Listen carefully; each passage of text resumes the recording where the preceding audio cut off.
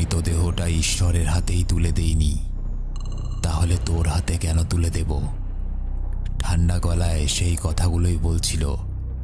মৃতদেহটা অনেক দিন ধরেই মশারির ভেতরে শোয়ানো। পচা গলা মৃতদেহটার মধ্যে পোকা ঘুরে বেড়াচ্ছিল। Hello and welcome to ASD story. Malayalam movie কী লেভেলের হয় সবাই জানে। এই মুভির টুইস্ট মাথায় খারাপ করে দেবে। শুরুতে মনে হবে কাহিনী একই রকমভাবে চলছে, কোনো একজন মারা গেছে এবং সে তার প্রতিশোধ নিচ্ছে, কিন্তু মুভির মাঝপথে কাহিনী সম্পূর্ণ আলাদা দিকে ঘুরে যায়। এরকম টুইস্ট কোনো কাহিনীতে দেখা যায় না। একটা সেরা south Indian masterpiece movie ASD story presents Dies Irae. কাহিনী শুরু হয়, দেখানো হয় একটা মেয়ের দেহ টেনে তোলা হচ্ছে কুয়া থেকে।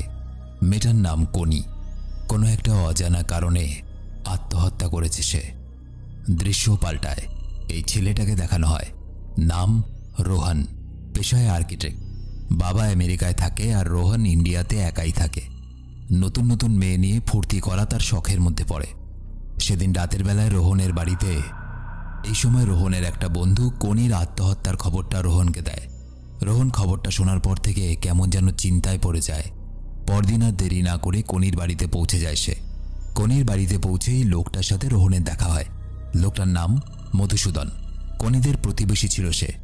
রোহন যাকে পারছিল জিজ্ঞেস করছিল, কনি কি আত্মহত্যার আগে কোনো চিঠি লিখে গেছে যে কেন আত্মহত্যা করছে? সবাই বলে না, সে এরকম কিছু লিখে যায়নি।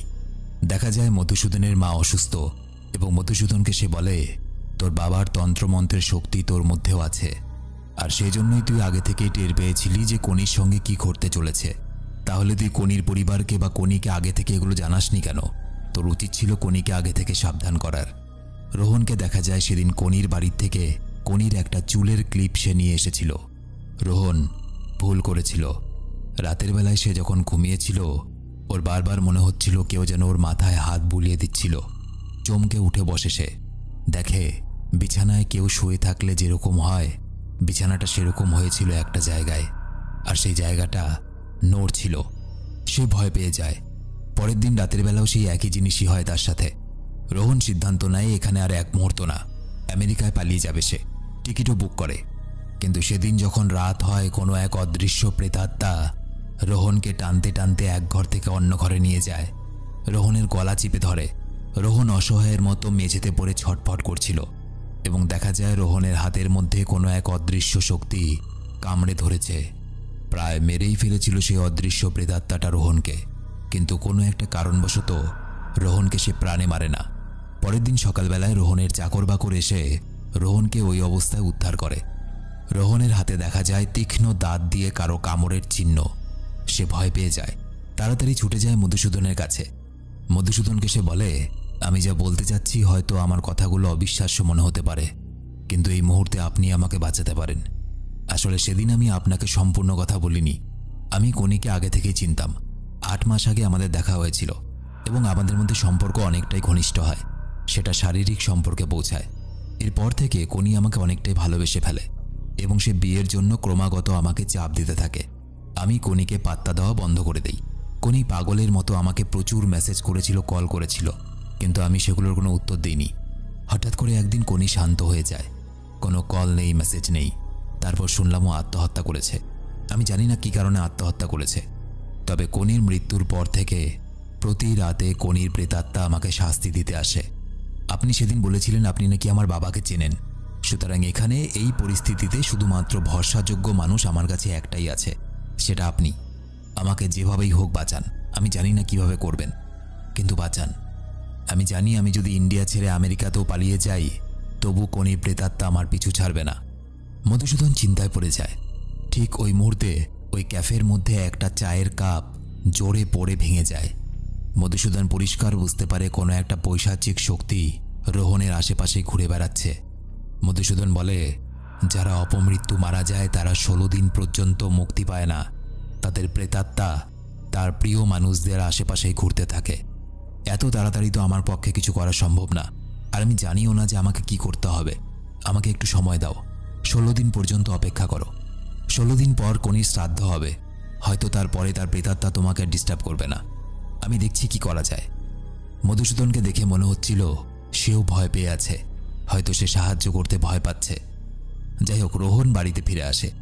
বাড়িতে ফিরে সে নিজের চুলগুলো ছোট ছোট করে ফেলে, কারণ পুরোনো একটা ভিডিওতে দেখা যায় কনি রোহনের মাথায় হাত বুলিয়ে দিত এবং রোজ রাতের বেলায় মৃত্যুর পরেও কনি আসে এবং রোহনের মাথার চুলগুলোতে হাত বুলিয়ে দেয় কনির প্রেতাত্মা। রোহন কাজের লোকেদের ডাকে আর বলে, আজ থেকে এই বাড়ির লাইট সবসময় জ্বলতে থাকবে, আর বাড়িতে জানলা দরজার যত পর্দা আছে সব সরিয়ে ফেলো। রোহন নিজের বাড়িতে কনির ভাইকে ডাকে।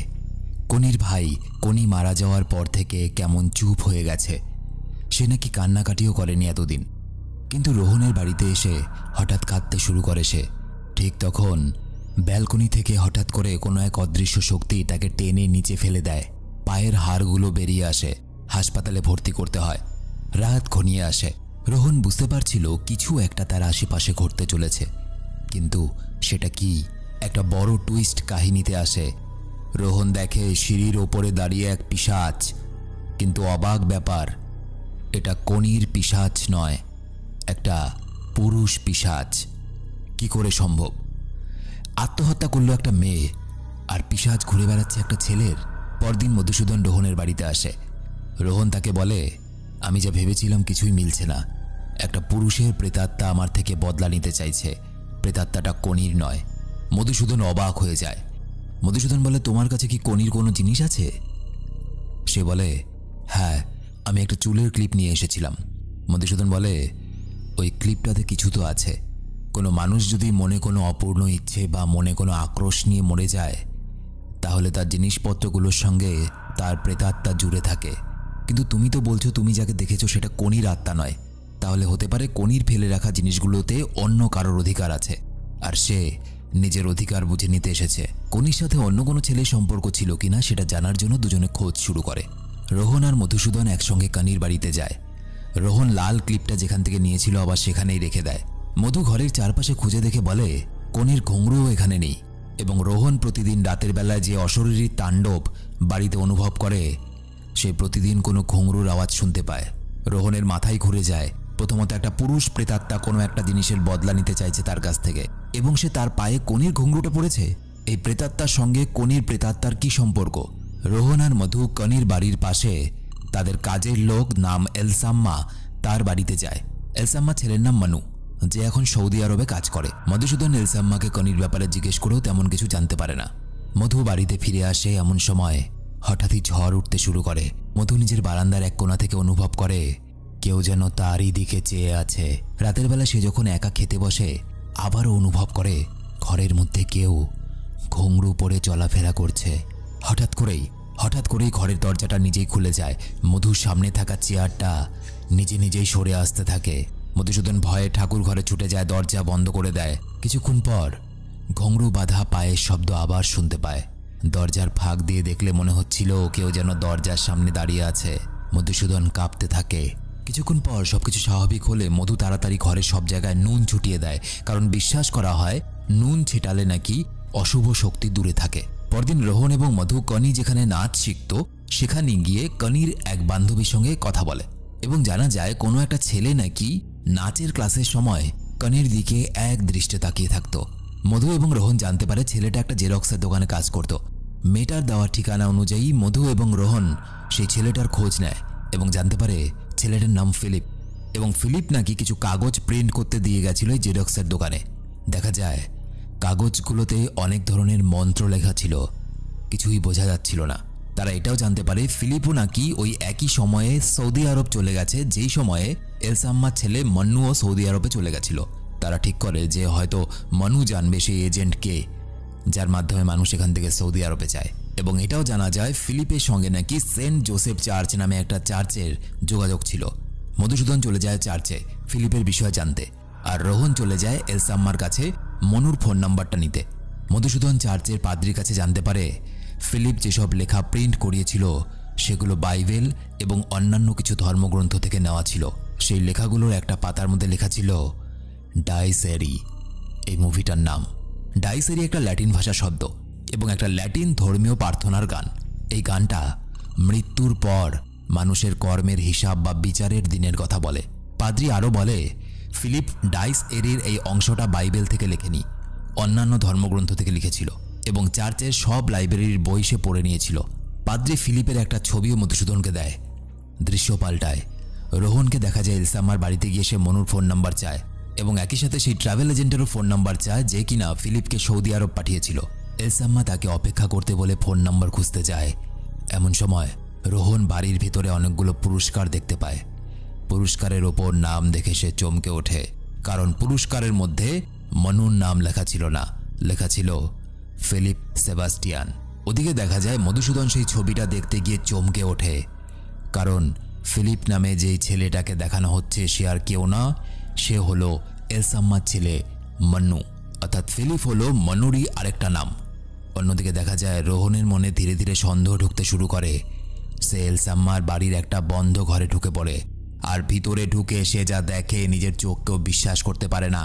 বিছানায় একটা অতি পুরনো মৃতদেহ রাখা আছে, যেটা পুরোপুরি কঙ্কাল হয়ে গেছে। মৃতদেহটার গায়ের ওপরে পিঁপড়ে ধরে গেছে, মশারির জাল দিয়ে ঘেরা এবং দেওয়ালের মধ্যে প্রচুর কাগজপত্র দিয়ে আটকানো। মৃতদেহটা ফিলিপ অর্থাৎ মনুর। মনু অনেকদিন আগেই মারা গেছে এবং অবাক ব্যাপার, সেই কঙ্কালের গায়ের চাদর সরিয়ে দেখা যায় তার পায়ে কানের ঘুঙরু পরানো আছে। মাথা ঘুরে যায় রোহনের। এলসাম্মা এসে তার মাথার মধ্যে একটা লোহার রড দিয়ে আঘাত করে এবং রোহন অজ্ঞান হয়ে যায়। মধুসূদন সত্যিটা জানার পর বারবার রোহনকে ফোন করতে থাকে, কিন্তু রোহন তো তখন অজ্ঞান অবস্থায় পড়ে আছে। এলসাম্মা ওখানে বসে কেমন একটা সুরে মনু সম্পর্কে বলতে শুরু করে নিজে নিজে একা একাই। সে বলে, আমার মনুর আরেক নাম ছিল ফিলিপ, এটা চার্চ থেকে পাওয়া। মনুর ক্যান্সার ছিল, সে জানতো সে একদিন মারা যাবে, তাই কখনো কনিকে সে ভালোবাসার কথা বলতে পারেনি। কনিকে সে ভালোবাসত খুব, শুধু জানালার ওই ফাঁক দিয়ে কনির দিকে তাকিয়ে থাকত। ধীরে ধীরে মনু অসুস্থ হয়ে যায়। আমি আমার ছেলেকে এরকম কষ্ট পেতে দেখতে পারতাম না। একই সে অসুস্থ ছিল, তারপরে মনের মধ্যেও এতটা ভালোবাসা রেখে সে এইভাবে চলে যাবে। আমি যখন কনিদের বাড়িতে কাজ করতে যেতাম, সেখান থেকে কনির কিছু না কিছু জিনিসপত্র আমি নিয়ে সেই ঘরে সাজিয়ে রাখতাম, যেমন কনির বাসের টিকিট, গলার মালা, কানের দুল ইত্যাদি। মনুর যখন শেষ দিন, তখন আমি কনির ঘুঙরুটা চুরি করে এনে মনুর পায়ে পরিয়ে দিই। তুমি জানো, কনির এই ঘুঙরুটা পরে আমার মনু সেদিন খুব খুশি ছিল। মৃত্যুর সময়ও তার চোখে মুখে এক খুশি দেখেছিলাম। আমার মনু বলতো, মা, আমি মারা যাওয়ার পর আমার দেহটা এখানেই রেখে দিও, কারণ আমি জানি একদিন ঈশ্বরের বিচারের দিন আসবে। প্রভু যিশু মৃত্যুর পরে যেদিন বিচারের দিন আসবে, সেদিন আমাকে আবার পৃথিবীতে পাঠাবে, এবং এই জন্যই আমি আমার মনুর দেহ আগলে রেখেছি। আমি জানি আমার মনু আবার ফিরে আসবে, কারণ আমার মনু বলে গিয়েছিল, মৃত্যু তো সবে একটা শুরু, এখনো অনেক কিছুই বাকি আছে।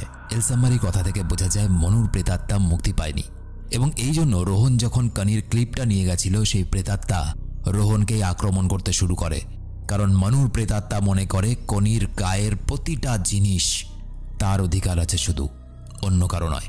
এলসাম্মা রোহনের দিকে তাকিয়ে কেমন একটা পিশাচের মতো ঠান্ডা গলায় বলে, আমি আমার নিজের ছেলের মৃতদেহ যখন ঈশ্বরকেই দেইনি, তখন তোকে কেন দেব?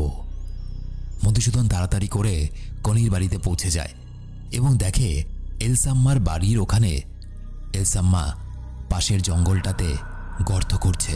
হয়তো রোহনকে মেরে ফেলে সেই মাটিতে পোতার জন্যই মাটি খুঁড়ছিল। মধুসূদন ঘরে ঢোকে এবং রোহনকে ওই অবস্থা দেখতে পায়। এরপর মধুসূদন মনুর পা থেকে ঘুঙরু খুলে ফেলার চেষ্টা করে, কারণ এই ঘুঙরুর কারণেই মনুর আত্মা এখনও শান্তি পায়নি, কিন্তু ঘুঙরুটা কিছুতেই খুলছে না। রোহন রান্নাঘরে চাকু খুঁজতে যায়, ঠিক তখন ঘরের আলো বন্ধ হয়ে যায় এবং মনুর ঘরের দরজাটাও নিজে নিজে বন্ধ হয়ে যায়। মধুসূদনকে ঘরের মধ্যে বন্দি করে ফেলে মনুর প্রেতাত্মা, এবং সাথে সাথে সেই ঘরটা থেকে মনুর ভয়ঙ্কর আওয়াজ এবং ঘুঙরু পরে নাচার শব্দ শোনা যায়। ওদিকে এলসাম্মা টের পেয়ে যায় কিছু একটা হতে চলেছে। সে তাড়াতাড়ি ঘরে আসে এবং রোহনের ওপরে হামলা করে দেয়। রোহনকে অনেক মারে, কিন্তু রোহন শেষ পর্যন্ত তাকে ঠেলে ফেলে দেয়। রোহন তাড়াতাড়ি মনুর ঘরের দরজা খুলে দেখে মনুর আত্মা মধুর দেহে ভর করার চেষ্টা করছে। যেহেতু মনুর আত্মা মধুসূদনের দেহে ভর করার চেষ্টা করছে, সুতরাং রোহন ভাবে এটাই সুযোগ। একটা ধারালো দা দিয়ে বারবার মনুর কঙ্কাল পায়ে আঘাত করে এবং ঘুঙরু বাঁধা পাটা কেটে ফেলে। রোহন সেই দুটো কঙ্কালের পা ঘুঙরু সহ আগুনে পুড়িয়ে দেয় এবং দেখা যায় সেই আগুনের থেকে একটা বিশাল ঝোড়ো হাওয়া সেই ঘরের ছাদ ভেঙে বেরিয়ে যায়, অর্থাৎ মনুর আত্মা মুক্তি পায়। কিন্তু ছাদে লাগা আগুনের টুকরোগুলো দিয়ে মনুর পুরো ঘর পুড়তে শুরু করে। মনুর কঙ্কাল, কানির জিনিসপত্র সব কিছু জ্বলে ছাই হয়ে যায়। মধুসূদনের জ্ঞান ফিরে আসে। ওদিকে দেখা যায় এলসাম্মা নিজের ছেলের কথা ভেবে পাগলের মতো কাঁদতে থাকে। সেই জ্বলন্ত ঘরের মাঝেই বসে থাকে, কিন্তু রোহন তাকে ছেড়ে যেতে চায় না, কারণ ছেলের ভালোবাসায় এই মা এতদিন অন্ধ ছিল। তাই ছেলের মৃতদেহটাকে পৃথিবীতেই আটকে রেখেছিল। দৃশ্য পাল্টায়। কিছুদিন পরের ঘটনা, রোহন মধুসূদনের সঙ্গে দেখা করতে আসে। মধুসূদন জানায় এলসাম্মাকে তার ভাই গ্রামের বাড়িতে নিয়ে গেছে, আর রোহন জানায় যে সে কাল আমেরিকায় ফিরে যাচ্ছে, তাই মধুসূদনের সঙ্গে শেষ দেখা করতে এসেছে। রোহন যখন নিজের ঘরের মধ্যে জিনিসপত্র গোছাচ্ছিল আমেরিকায় যাওয়ার জন্য, হঠাৎ করে তার ঘরের ভেতর থেকে সেই ক্লিপের শব্দ শুনতে পায়। সেই লাল ক্লিপটা যেটা রোহন কনির বাড়ি থেকে এনেছিল এবং কনির বাড়িতেই পরবর্তীকালে রেখে এসেছিল। রোহন দেখে বিছানার মধ্যে ওই ক্লিপটা পড়ে আছে, আর বিছানার চাদরটা তুলতেই সে দেখে চাদরের মধ্যে কেউ একজন বসে আছে। রোহন ভয়ে আতঙ্কে অবাক হয়ে যায়, কারণ মনুর প্রেতাত্মা তো মুক্তি পেয়ে গেছে। তাহলে এটা কে? রোহন ধীরে ধীরে চাদরটা সরাতে থাকে। ঠিক তখনই একটা মেয়ে পিশাচের গলার আওয়াজ শোনা যায়, আর মুভিটা এখানেই শেষ হয়ে যায়। এবার প্রশ্ন হলো, শেষ দৃশ্যে যে দেখানো হলো আত্মাটা, সেটা কার? কারণ মনুর আত্মা তো মুক্তি পেয়ে গেছিল। আসলে এই আত্মাটা ছিল কনির প্রেতাত্মা। ভালো করে লক্ষ্য করলে দেখা যাবে মনু তো অনেকদিন আগেই মারা গেছিল এবং তারপর কনি আত্মহত্যা করে মারা যায়। কনি মারা যাওয়ার পর কনির প্রেতাত্মাকে মধু আটকে রেখেছিল সেই ঘুঙরুর মাধ্যমে, এবং এতদিন পরে যখন মনুর আত্মা মুক্তি পেয়ে যায়, সুতরাং কনির প্রেতাত্মা এখন মুক্ত এবং সে রোহনের থেকে বদলা নিতে এসেছে। এবার প্রশ্ন হলো কিসের বদলা? কারণ রোহন কনির প্রতি বিশ্বাসঘাতকতা করেছিল। কনির থেকে দিনের পর দিন শরীর নেওয়ার পরেও সে কনিকে ছেড়ে দেয় এবং কনি একদম সাইলেন্ট হয়ে গেছিল এবং তারপর সে আত্মহত্যা করে নিয়েছিল। ভালোবাসার বিশ্বাসঘাতকতা কনি মেনে নিতে পারেনি, তাই সে কুয়ায় ঝাঁপ দিয়েছিল এবং এখন কনির প্রেতাত্মা রোহনকে ছাড়বে না। এই কাহিনীতে দেখানো হয়েছে মৃত্যু হলেই সব কিছু শেষ হয়ে যায় না। মনের কষ্ট, অপরাধ আর অপূর্ণ ভালোবাসা আবারও ভয়ঙ্কর দিনের মতো ফিরে আসে। আর মুভির নামের অর্থ হলো এটাই, ডাইস এরে। না, ব্যাপারটা হলো প্রেতাত্মা হোক আর যেই হোক, তবু তো মানুষটার মাথায় হাত বোলানোর মতো কেউ ছিল। মানে আমার তো সেটাও জুটলো না। যাই হোক, ভিডিও এতটুকু ছিল। ভিডিও কেমন লাগলো অবশ্যই কমেন্টে লিখে জানাবে। তোমরা যারা আমার সাথে সরাসরি কথা বলতে চাও, ফেসবুক, ইনস্টাগ্রাম আইডি এই ভিডিওর নিচে ডেসক্রিপশনে দেওয়া আছে। দেখা হচ্ছে পরে ভিডিওতে। ততদিন কারো মাথায় হাত টাত বোলাও আর কি, মানুষের সাহায্য করো।